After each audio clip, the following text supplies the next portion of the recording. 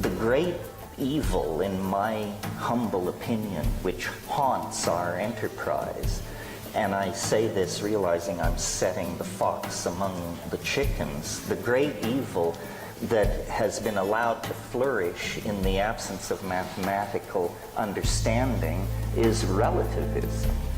And what is relativism? It's the idea that there is no distinction between shit and shinola.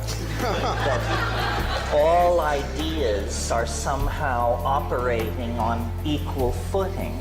So one person is a chaos theorist, another is a follower of the revelations of this or that New Age guru. Someone else is channeling information from the Pleiades. And we have been taught that political correctness demands that we treat all these things with equal weight. Because we have no mathematical ability, no logical ability, we don't know how to ask the questions that expose some positions as preposterous, trivial, insulting to the intelligence, and unworthy of repetition. So we all are very comfortable bashing science and flailing away at that, but that isn't our enemy. Science is capable of undertaking its own reformation and critique and has been engaged in that fairly vigorously for some time.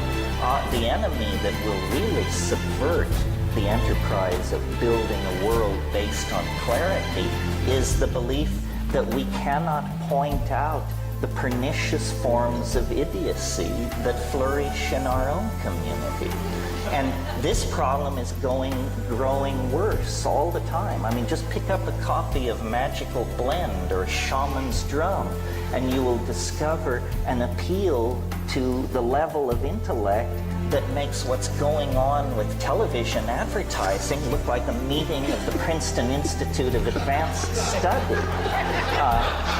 We have tolerated too many loose heads in our community. We are not willing to take on the karma involved in argument and discourse that actually gores somebody's ox, so that at the end of the day, iridology or Mormonism or some other form of institutionally supported foolishness lies in shreds on the floor. We consider this politically incorrect. I can feel the tension in this room because people sense I might gore their particular ox. If we had learned mathematical logic or reason or rules of evidence, when someone approaches us excited to inform us that the ruins of Lemuria have been spotted in the deep sea off Big Sur or something like that, we would be able to respond to that with the contempt it deserves. I had a conversation about this recently with someone who, if I had to describe their job category, I would describe them as mafioso. And I said, what do you think of the abduction phenomenon? And without hesitation, this person said, there are just so many foolish people in the world. And to me, all of these things are intelligence tests. And the people who pass the intelligence test are not worrying about pro bono proctologists from other star systems showing unannounced in their bedrooms. So,